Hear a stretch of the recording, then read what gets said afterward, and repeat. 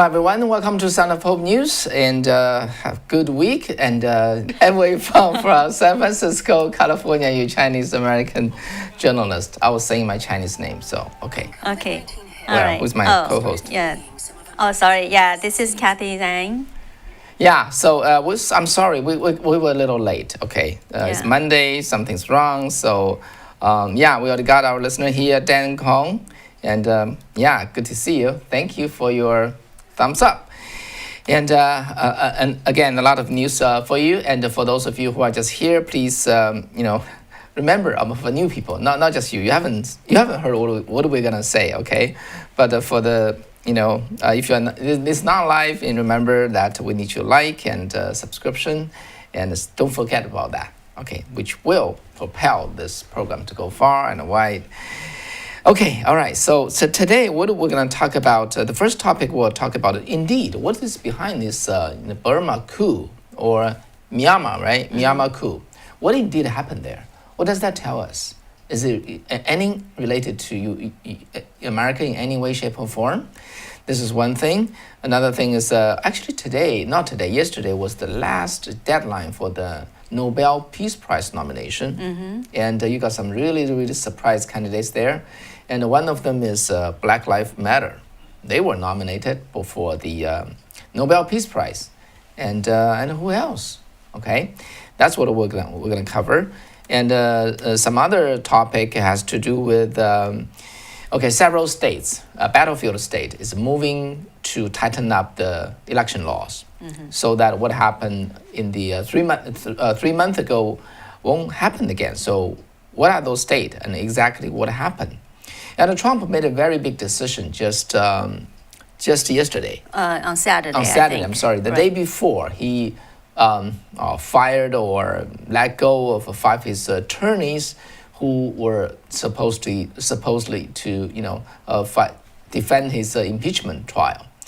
And he got another 2 new attorneys. So what happened over there? What happened? Yeah.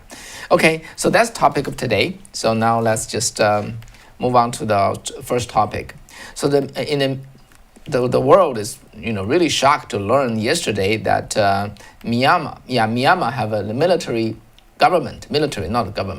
move in and arrest Aung San Suu Kyi, right? Mm-hmm. And all the leaders of the National for NDL, right? National Democracy League, and then put them away.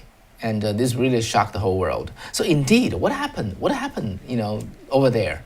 So Kathy, you want to bring us to the interview that you got? Okay. So what how does that really relate to especially America and people around the world? So for this news. I actually not formally interviewed. I did not do the recording because of the interviewee's condition, but I actually talked to an expert in the East Asia area, and she's also a former diplomat from the United States and a historian, Alicia Kempe. It relates to so I just asked her about how does she think of what happened about this so-called military coup in Myanmar. So first of all, she said that in Burma, it's a very special kind of arrangement in regards to the government. It's almost like a coalition of government between civilian and the military. So as people may realize, just a few years ago, Aung San Suu Kyi, who was jailed actually for 25 years because of her fight for the freedom and democracy. So, but eventually she was able to elected to hold the leadership of the country. But it used to be a military government. Right. So Professor Kempe said the military, why they actually, maybe first of all, I just give some background for, just for people who, just in case. So Aung San Suu Kyi, 75 years old. She came to power after 2015 election. So win in a landslide.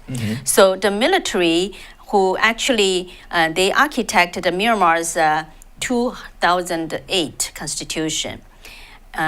So they actually, at that time, they agreed to almost like a co-govern the country, which they can hold like an unelected quota of 25% of the parliament seats. And it controls defense, interior, and the borders ministry, ensuring an important stake in the politics. So, why did the military, did the arrest and announced the emergency of the state of emergency? Because they said there is fraud in the last year's November election, and that they actually tried to ask the government to address it, but they feel the government did not do enough. And it was reportedly saying there were almost like 8.5 million or 8.6 million cases of fraud cases. Wow. Okay. So the military just alleged, if there's a discrepancy, especially such as duplicate names on voting lists in scores of districts, and they are unhappy with the election commission's response to its complaint.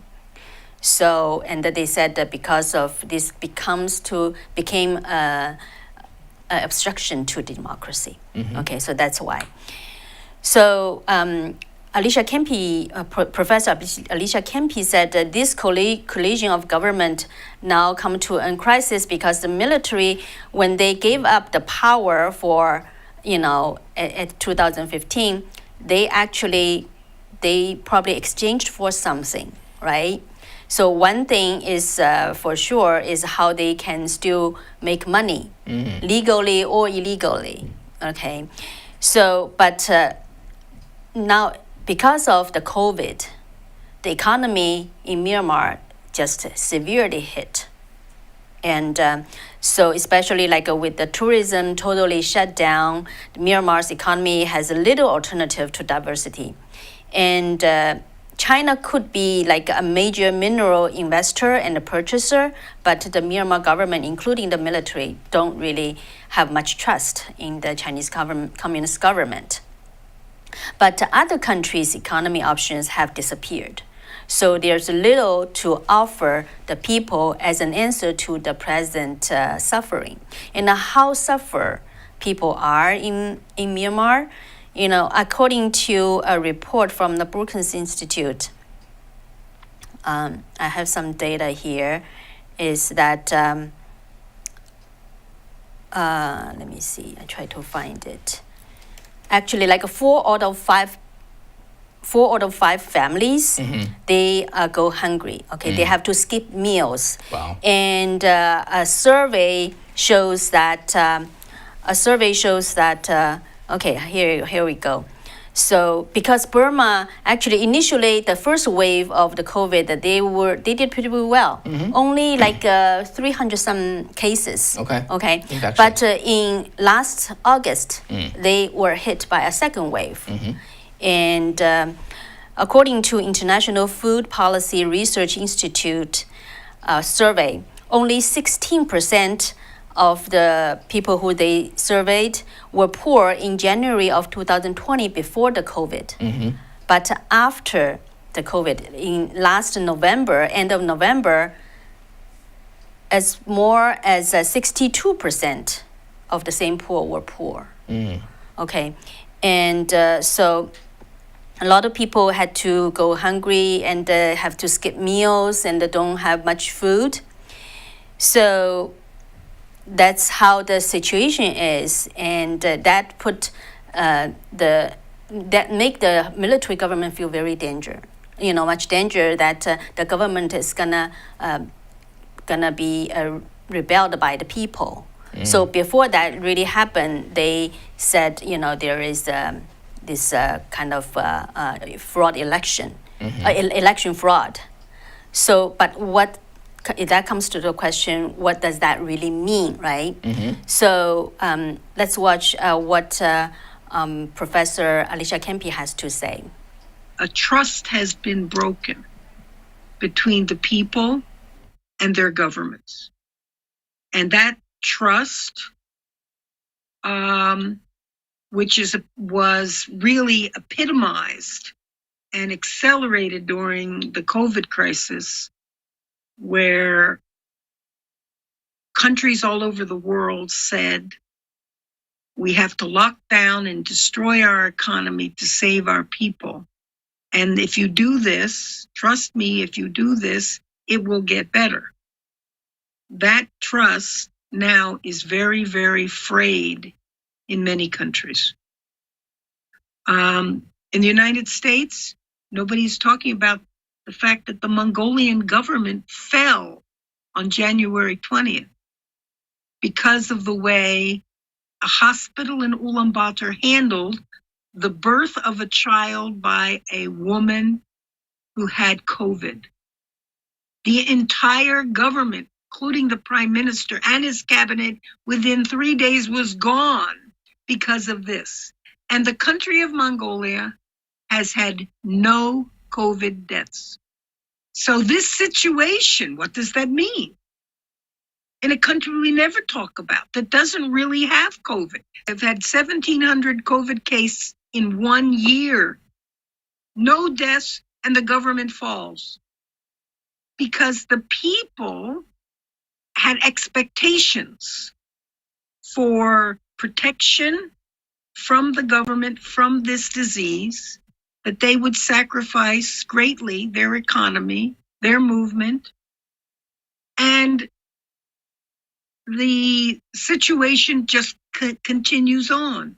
The government's answer, while we all wait for vaccines, is more lockdown. This is the answer of California. This is the answer of Michigan. This is the answer of the Netherlands and of France and Germany. Just keep doing what we tell you to do while you are being reduced to poverty, but you will be alive. And the trust in the people with what their government says is more than tested. The trust is broken in many ways. People say, if I go out and party, I get sick. If I stay home inside my house, I get sick. So if I'm going to get sick, I'll go out and party. The government says you can't party. Then you have people in the streets fighting their governments. And it's not just in the United States. It happened in Mongolia. In minus 45-degree temperature, we have demonstrations in the streets that brought down a government on January 20th. Of course, if the media doesn't cover it, how would anybody in the United States know that? Yeah, nobody knows that. It's not in the New York Times. It's not in the Washington Post. Did you hear that? No. You know that? No.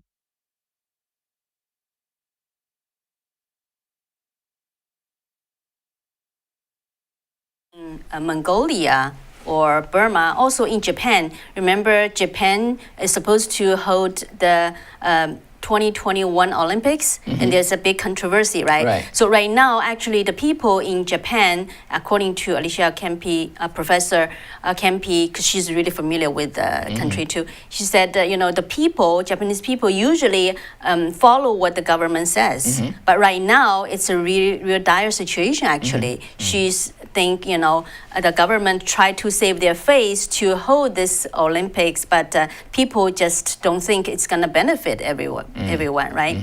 So then let's continue to watch what she has to say.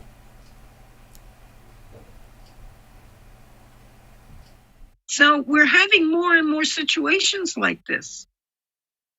When the trust of the people is broken in the government's decision-making about one thing, and it's a major thing, the health and survival of the country, how to manage the economy of the country. If you break that trust, then what kind of trust does that same government, those same officials who make mistakes? Everybody makes mistakes. Nobody can protect you completely. But the trust of them to make good decisions, working multilaterally to rebuild the internet, to fix what's wrong with Wall Street, to have a climate change policies that really will help the environment. If all the developed world, including the United States, had no carbon emissions, what difference does that make in 1 century to the temperature on the planet when the 2/3 population, India, China, doesn't match these extreme measures? The difference is you've helped reduce the temperature, maybe, because these are all, forecasts, less than one degree Celsius. I've destroyed the whole Western economy and life. The other rest of the world didn't. They did what they had to do to keep their life and country going at great cost to them, because their people were dying of pollution of the air and pollution of water. But they still were progressing slowly, like we did in the 1800s and the 1900s. Whereas Western economy, a lot of it comes to a halt. And the answer, people are saying, is more cooperation. To control pandemics in my country, I have to control the pandemic in Africa. Otherwise, I'm not safe. Well, how are you going to do that? A world government? And you're asking people who don't trust their own national government to trust a world government. That policy, that thinking, is the thinking of the EU, which is falling apart, which is why Britain left and why you have strains and more problems among the European nations. If your own government can't solve the problem, then how can you say the solution is asking an even larger government apparatus to solve your problem? And will the people accept this? This is part of what happened in Washington, D.C. But if the answer is, I'm not going to investigate it, all those people are crazy Nazis, and I'm going to try to crush it by putting them in jail and closing their social media accounts, that's not solving the fundamental question of what do we do about rebuilding the trust between the people and the representatives who govern them. Okay, so that's the comments and the analysis from Professor Alicia Kempe. So I don't know how you think of her observation. So please, if you have any thoughts on her interview, just type it up there, and we'd appreciate it. So Wei, how do you? What's your observation of this event? Yeah, first I think Alicia, Professor Kempe's observation and analysis is very, very in depth, and she clearly has the visibility of a lot of things happening there. And I just want to talk about this from another angle. As my question is this: okay, the military said that there was this election fraud. Okay, so the question is there any? Actually, very limited information on the web that you can search for it. So I did, very scarce. And so I have to analyze this from the bigger angle, okay? So basically, before the election, this is the situation, okay? The NLD, which is the National League of Democracy, which is the ruling party, and they have been in their last 5 years, reign there, governing there.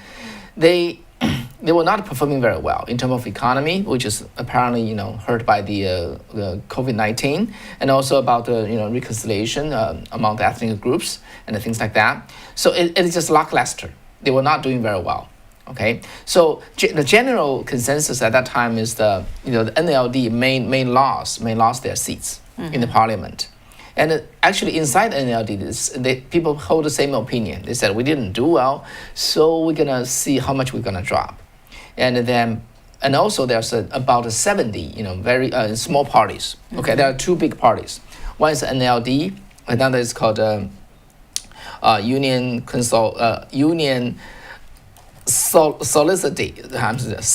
Solidify and Development Party. And let's call that NSD. Okay, NSD. And those are two main parties. But there are another 70 parties, and the small parties, they hope they can grab a seat or two, becoming the third force. Okay, so on the November 8th, more than 37 million voters participated in the election. The result after 1 week. And it's the NLD won just even more than what they had in the previous landslide in 2015. Out of the altogether 476 seats, they won 396, which is 5 seats more than how they did in the 2015. So ended up those small parties, of course, then their main opposition party, they lost 9 seats, and then all the other over 70 parties, they won nothing. Okay, so this is against the common sense, as my observation told me that against common sense, and what indeed happened there. Of course, the military said, okay, there's widespread fraud there, and also there's their inquiry for the result about the irregularity in the elections were not answered well. Were not answered. They are not happy with there. So that's why they chose this action. That's their reason. Okay. So does that make sense? Okay. So basically, the basis of my judgment is based upon common sense. Right? When you expect that the result won't be like that, but it just completely become another type of result, completely contrary what you thought, then maybe something fun is going on. Now, next, Kathy, I want to report to our viewers about another thing that you may omit it. In the also in Asia, in April 15th, okay, there was this parliament election in South Korea. You mean last year? Last year, yes, and then. The Liberal Party won big, okay? They have an unprecedented one. And out of 300 assembly seats, they won 180. So the Conservative Party won 103. So you may say, well, how much loss is that? Well, this is their lowest showing in 60 years of the Conservative Party. They used to just, win most of the time. Anyway, so... And that's despite of the relationship with North Korea, it was kind of messed up. The sitting president Moon Jae-in wasn't doing that well, so they don't expect that would happen. But again, his party won big, the Liberal parties. So after the election, there was an allegation that about the 3 million votes out of the 20 million votes cast in that election date was fraudulent. Okay, whether it's true or not, let me just tell you some evidence. Okay, so one evidence was given by. Actually, this person, his name is American, Bruce Burnett. Okay, he's a longtime career expert at the Rand Corporation. The Rand Corporation, as you know, the think tank in this city. And he said, that, the district close to or especially over 100% voting are almost certainly cases of fraud.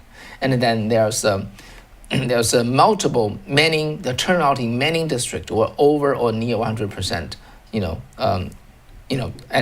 So he asked that, does that tell you the vote was widespread? This is the same thing here, right? When you have nearly 100% voting turnout, that's nearly impossible. But when you have over 100%, that's a problem. Anyway, there's other allegation about the ruling party was working with the CCP, and then they used Huawei's device in the election machine, and then there's even. They claim that they asked China to smuggle its own citizen into the country as election or supervisors. Because over there, it's very hard to tell who's a Chinese and who's a South Korean. They all just, black eyes and black hair and, yellow skin. And then how did they find out? There was the external hard drive that was dumped near the Incheon International Airport. When that hard drive was opened up, and that's what they discovered. Nearly 18,000 fake South Korea passport was contained there, and then many of them have the Chinese name. So that's their suspicion. There's other things. So it mainly has to do with the statistics. Okay, statistic anomaly, and it shows it doesn't make sense. And this is by a University of Michigan professor. His name is Mabon. Yeah, Mabon. He said the statistical model offers evidence that the fraudulent votes occurred in the election that it may have changed some election outcome. So anyway, long story made short, there was enough suspicion. However, it was all brushed aside. And then what's interesting is in September 28th, this is in Washington, D.C. National Press Club. All right. So 3 Korean, expert or scholar, and one American journalist were there holding this press press conference. And then this is Mr. Min Kong-woo, who is the former National Assemblyman of the Republic of Korea.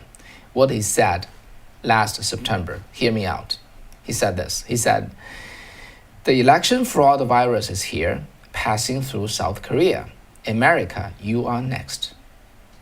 All right. So this is 5 months ago. He went on, he said, over 1.1 million early voting mailing ballots out of 2.7 millions have been found to be fraudulent from the recent April election in South Korea. America, be aware or be next. Yeah, well, unfortunately, he foretell what happened. So that's just that's accurate, but unfortunately accurate kind of forecast. So anyway, and then the one professor from South Korea, he's expert in he's expert on just fraudulent study. Okay, and what he said is this. Okay, there was Turkey, Iraq, the Democratic Republic of Congo, and Kenya in Africa, and Iran, and Kazakhstan, and in all those countries, ruling party was altering election service and creating fraud in the elections. So this is not just once, As we see, we all know that what happened last November in this country. Okay, you got this thing happened in the superpower. In the traditional term, we call this first world. South Korea, you can classify them as a second world, and then the third world, like Burma, right? It all happened. It happened all over the world. This kind of democratic election. How do you guard against that? Yeah, I think this is a good segue to talk about a new report that was issued by Cardiff University in UK. It's regarding the potential Chinese government's interference with 2020 election. So this new report has found that a sophisticated social media operation believed to be linked to the Chinese Communist regime played a key role in spreading disinformation and sowing discord and amplifying calls for violence during and after the November election. So this report was done by the Crime and the Security Research Institute of the university, and so the report has 2 parts. They published a report on January 27th, which described a China-linked influence operation on Twitter that engaged with the presidential election and sowed discord. So this research, this institute found that the network spread anti-American propaganda, sought to portray anti-communist sentiment in Hong Kong in a negative light, and amplified calls for violence before and after the January 6th Capitol breach. And the report also found that while some of the Twitter messages the network pushed echoed the themes used by the right-wing U.S. patriot community in their messaging, the vast majority of the tweets referenced President Trump were negative in sentiment. And the research team uncovered over 400 accounts engaged in such suspicious activities, with the accounts shut down by Twitter after they were flagged by the researchers and forwarded to the social media company Twitter. So the director of this institute, Professor Martin Innes, said in a statement that while only Twitter can fully certify an attribution of a given account, an analysis by one of the institute's researcher units that used open source traced strongly suggests that multiple linked to China. So it's very, there are strong evidence of connection to the Chinese government, including the usage of Chinese language, and when English was used, there was evidence that it was derived from machine translation tools.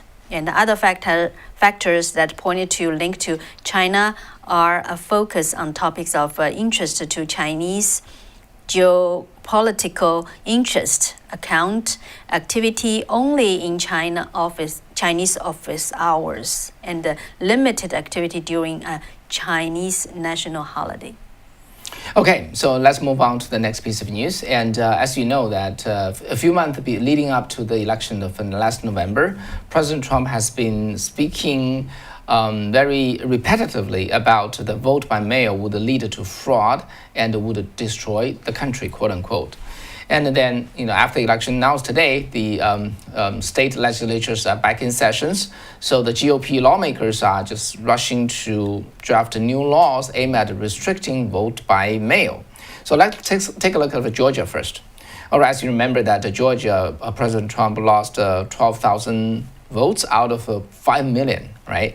And the Georgia Senate introduced SB 29 this week. And what this particular bill would require voters to provide a form of identification when requesting and dropping off their absentee ballot. Okay, Kathy, I just cannot help commenting here. Okay. I mean, this is so basic.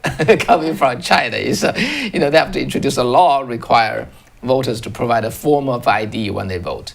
So, of course, this is the voter ID issue. Okay, it's not enforced, and it is so loose. Anyway, in Arizona, as you know, that President Trump lost by 10,000 votes, and then there's several bills, was introduced to limit or getting rid of the voter by mail.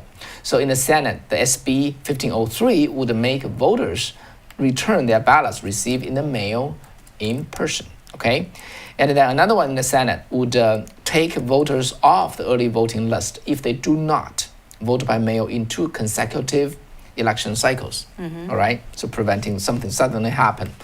And then in the House, another bill would limit vote by mail to people who cannot physically get to the polling place, so making that much more strict.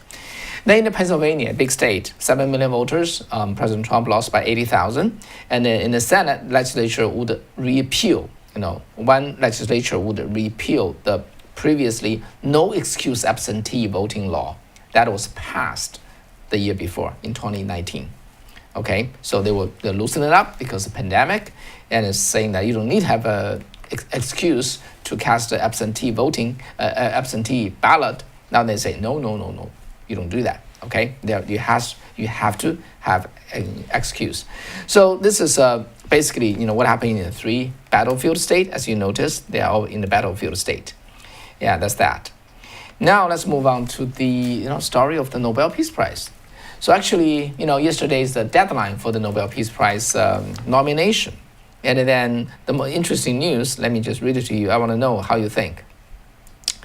All right, so there was a gentleman. He's the Norway Parliament. Okay, so his name is Peter Aid. Okay, and then he nominated Black Lives Matters to the Nobel Peace Prize, and he said this. He said he considered the Black Lives Matters is a very important worldwide movement to fight racial injustice. And he brushed off questions regarding the violent protests in the movement's name. And he said this. He said, studies show that most of the demonstrations organized by Black Lives Matter have been peaceful. Of course, there have been incidents, but most of them have been caused by the activities of either the police or counter-protesters. What do you think? Okay. Then there's this organization. I didn't study them. Okay, it's called Armed Conflict Location and Event Data Project. Well, they said they studied the 7,700 Black Lives Matter demonstration for 4 months last year, and they found that 93% of the protests were mostly peaceful. Yet there are enough photographers and videos captured by the journalists across America, describing a different image. As we all remember that Rand Paul, the senator from Kentucky, and several women when they left the RNC meeting, and a few minutes on the street they were, when they attempt to leave, they were harassed and surrounded by the Black Lives Matter activists. And then last September, there was Princeton University released data that showed that the riots associated with the Black Lives Matter movement took place in 48 out of the 50 largest cities in the United States. So, but anyway, and they still, this gentleman, this parliament member of the Norway, still nominate Black Lives Matters. Okay, but on the other side, a Estonian member of the parliament nominate another person, which is former President Donald Trump for the Nobel Peace Prize. Mm-hmm. And his reasoning is this. He said, President Trump just help reach the historic deal in the Middle East and between Israel and United Arab Emirates, and strike bring peace to the Middle East, and so were the Kushner and his deputy. They were also nominated for the Nobel Peace Prize. This time by an American professor. You may know his name. His name is the Alan Dershowitz. Okay, because he's the professor emeritus of Harvard Law School. So actually, as a matter of fact, you know what? The bar of nominate someone for Nobel Peace Prize was rather low. So basically, if you are a renowned professor or you are a parliament member of any national legislature, you are able to, you are qualified to nominate someone. So this is what happened. So in certain sense, the Nobel Peace Prize become also a battlefield of different ideology. We'll see what will happen, okay? So, yeah. Okay, so next let's move to the impeachment update. Mm-hmm. So former President Trump is due to file a response to the impeachment charge tomorrow. So actually over the weekend, he announced that he actually changed the lawyers who will defend him. So on January 31st, President Trump named 2 attorneys who will lead his impeachment defense legal team. And they are David Schoen, an attorney from Alabama, and another former prosecutor in Pennsylvania called Bruce Castro Jr. Both of them will lead the defense team. So previously we report to you, a few like a Southern Carolina-based lawyers, including Butch Bowers, will be representing president, but now it's all changed. And Jason Miller, a Trump advisor, confirmed the report of that. And on January 31st, Trump's office released a statement saying that Schoen and Castro will be leading the team, and that Schoen has already been working with Trump and the other advisors in preparing for the trial. Mm-hmm. Actually, what I read about it from the CNN, I don't know whether it's true or not. Let's assume it's true on this particular matter. President Trump has a different opinion about how to defend himself at the impeachment trial with his, the 5 attorneys who just left on Saturday. So therefore, President Trump insists on just defending him on the basis of, there's a fraud in the election, while his attorney insists on just focus on the point of whether you should or should not impeach someone who already left the office of the White House. So that's the difference. I don't know how you think about that. In my Chinese show, I just, as a commentator there, when I put on my commentator's hat, I said my opinion would be, of course, President Trump would be right. Sometimes it's very tempting for you to, go for the legality and thinking that's the easiest path. But it's always the truth that matters. Truth sets you free. And President Trump apparently want to, go for the core issue, even that's not very closely related to the law. But that trial will provide a stage for the attorneys to present the truth that they see. And that will be very, very impactful. And then that will turn into, true, strong defense for himself. But if you left that and just focus on the legality of whether, somebody leaving office, shall be impeached, and, just like any president in this situation, right? It has nothing to do with the election, what happened during the election, then that would be a big problem. That would be a big problem. So I'm glad that those 5 attorneys, left. They either quit or they were fired, however it is. I think it may not be something that pitiful. And what's important is for him to move on. Okay, but another piece of news for his 2 new attorney, Scohen and Castor, they face a lot of pressure. They face a lot of pressure. So this is something that we're very, very familiar in China, but we don't want to be very, very familiar in this country. But I'm sorry, we're getting used to it. We're hearing more and more of such case where, when you have 2 parties who are trying to argue who's right or wrong, this is really just a debate, right? In the trial, it's a debate in the court. But, they got to cancel their job, their bar association,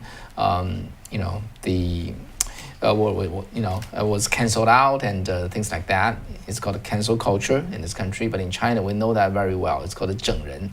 It's really just punish you for just doing your job. Punish you elsewhere, weaken you so that you fall. You cannot do your job. This happens all the times in China. This is how people, how the CCP were able to manipulate and win their way. So, okay, so that's that.